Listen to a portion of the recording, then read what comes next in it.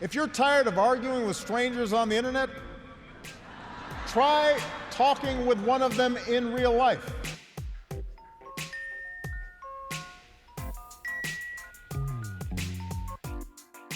Welcome to Back in America, the podcast.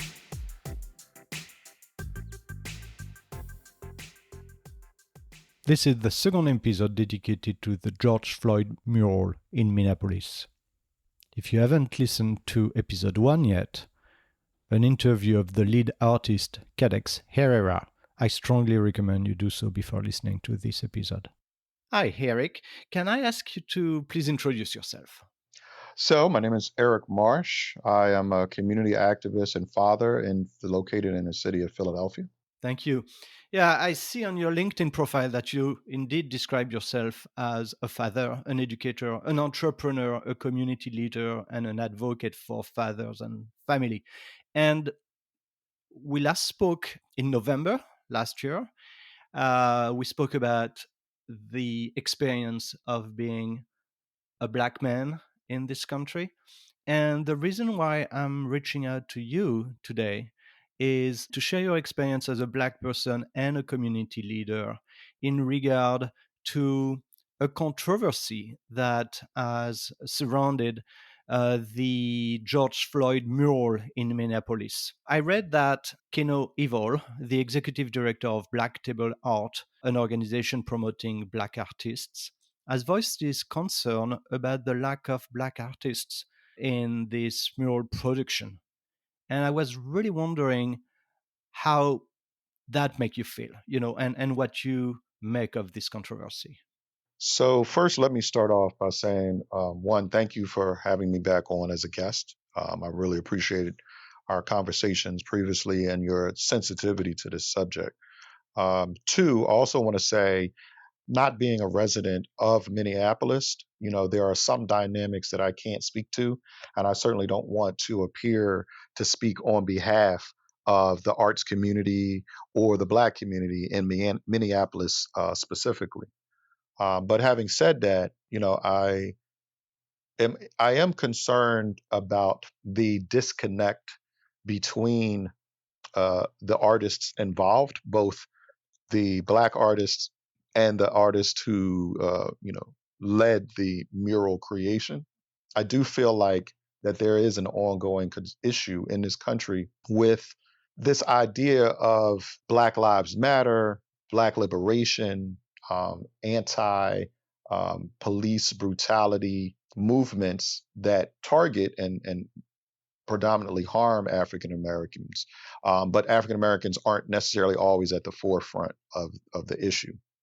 I think there is an important dialogue to be had around that, which is why we're discussing this. But yeah, I feel like there's almost a blindness when it comes to these issues, that some activists, many well-meaning activists and allies approach the issue of race and racism in a way that may appear to be, or they may profess to be, colorblind.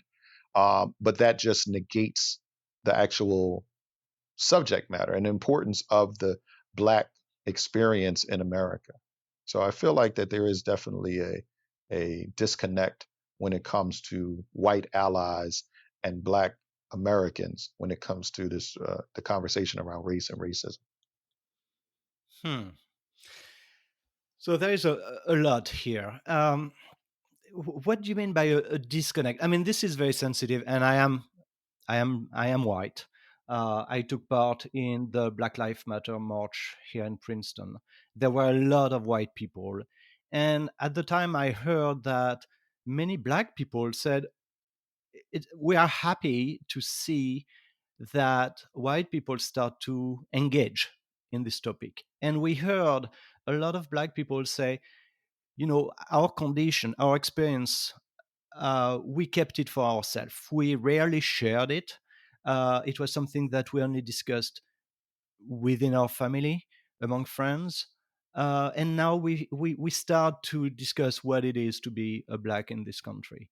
So I felt that, there were some positive out of the Black Lives Matter movement after the killing of George Floyd. Mhm. And yet I hear you say that there is a disconnect. Can you can you can you speak on this disconnect? I do agree. Like we are, as African Americans, very happy to see the outpouring, the global response to George Floyd's murder, Breonna Taylor's case, and the numerous other incidences of not just police violence against African Americans, but systemic racism, right? And so I've always said that, racism is actually a white problem with Black victims. And so yes, it's great to see this outpouring of support. I feel like that the disconnect that I was speaking about earlier comes in where there are opportunities for leadership and guidance, and for African Americans to be centered in the discussion, and space is made for African Americans in this country to lead these discussions, these movements, these events, and in this case, this mural, right? And so the disconnect often comes in where you have white and brown allies and other allies who are rightfully outraged by systemic racism and violence and oppression acted upon Black people, right? But are so engrossed in the act of protest that they actually fail to elevate the voices of the Black people around them. It's very easy to be upset about a thing, but it's also easy to go off in the wrong direction if you're not centering the people who are most directly impacted by the thing that you're upset. So in this case, we're talking about police violence, the death of George Floyd, and systemic racism. And so in relation to this mural, as the mural was considered to being developed, and there being three lead artists on this project, um, it would have it would have just made sense to look around. And I hate to use that phrase, it would have made sense, because clearly that is not what's happening, and it's a condition, almost a tradition, that Black Americans have had to face, even when working with allies who are non-Black.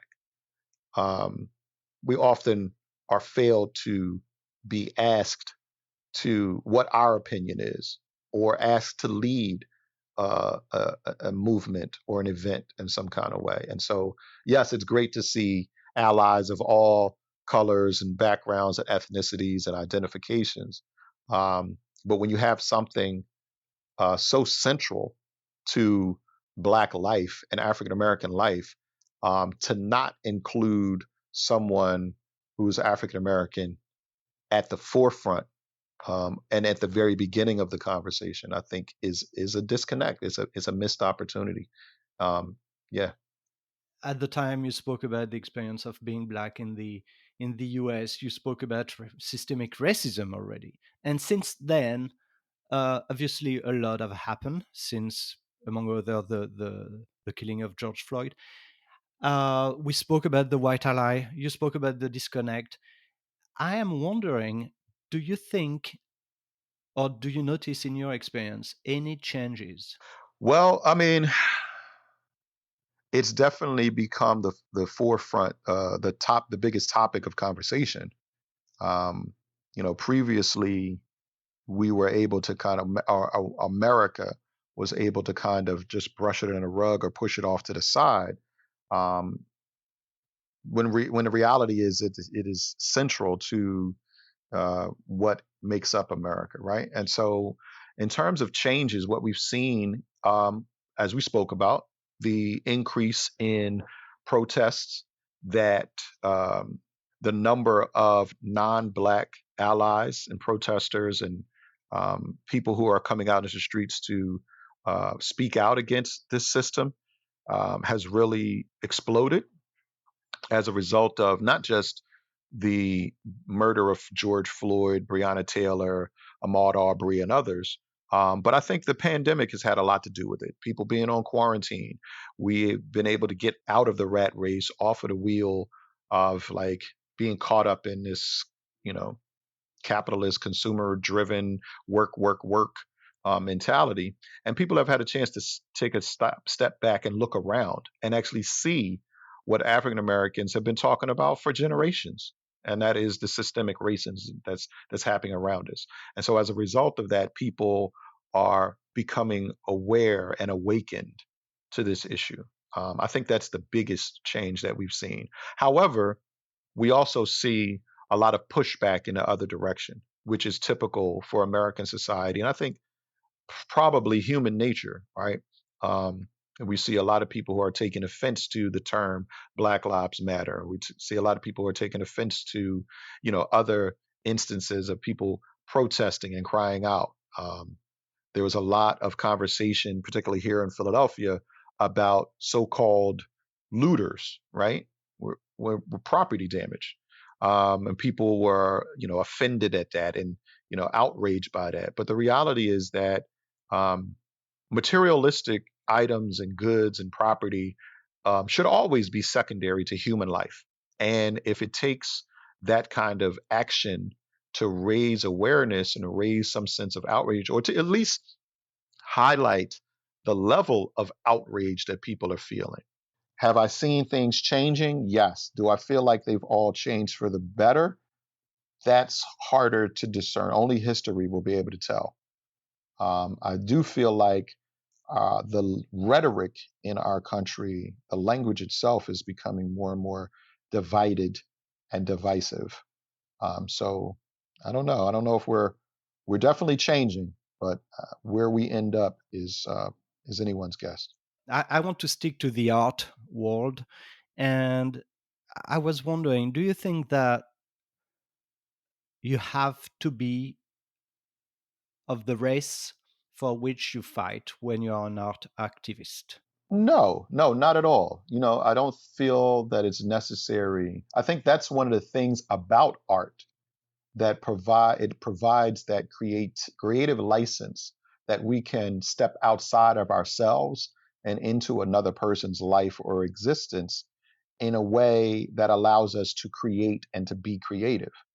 Now that doesn't negate the fact that if you are trying to pass something off as being authentic to another person or people and a lived experience that you haven't lived, then that's where the the disingenuous comes in. That's where the phoniness, for lack of a better term, comes in, and that's where the pushback comes from. I mean, Mhm. it happens within the art culture and art circles amongst people of the same groups as well. And an example that comes to mind, I think about specifically hip hop culture, right? There is an ongoing debate inside hip hop culture when different MCs and rappers talk about experiences in their songs. There's always this question, well, did you really live those experiences, right? And so as artists, there's this debate that's always happening internally. However, it just becomes more exaggerated and heightened when there is a this sense of cultural appropriation or misappropriation, like as I prefer to say, when someone from a different culture or lived experience tries to replicate or recreate the experiences, the life, the words of someone that or something that they've never lived. I want to go back to the original story about the mural, and the fact that one of the lead artists was actually a person of color. I think he described himself as mestizo. Um, the Again, the license, the creative license of an artist to be able to express themselves and to express the allyship for a Black Lives Matter or Black life in general. I feel like we need to honor that, and there is a space for that. I think the offense that is taken by Black artists who feel like they have been left out in some kind of way needs to be heard and it needs to be validated. But I also would encourage Black artists to also step up to the forefront and don't allow these other projects by people who are not of African descent to upset us to the point where we stop creating our own stories, right? I think it's important the number one thing that we have to do as African Americans is tell our own stories. And that is in whatever medium that you as an artist are capable of, whether it's your spoken word, you're telling your own story, whether you're writing it, whether you're painting it, whether you're singing it, whatever it is. The only way that the rest of the world will hear and know and understand not just our stories, but the nuances that are different in what a Black man or woman would create versus someone of any other ethnicity or culture would create, is by seeing the thing that African Americans would create. So we have to create our own. We have to tell our stories. And if somebody else wants to come along and they want to share, I encourage allies to just be mindful about centering and elevating and uplifting the voices of the people who you want to be an ally to. And in this case, we're specifically talking about African Americans and Black Americans. Thank you so much. Thank you for sharing your insight and your experience on this very difficult matter. Thank you for having me. I appreciate it.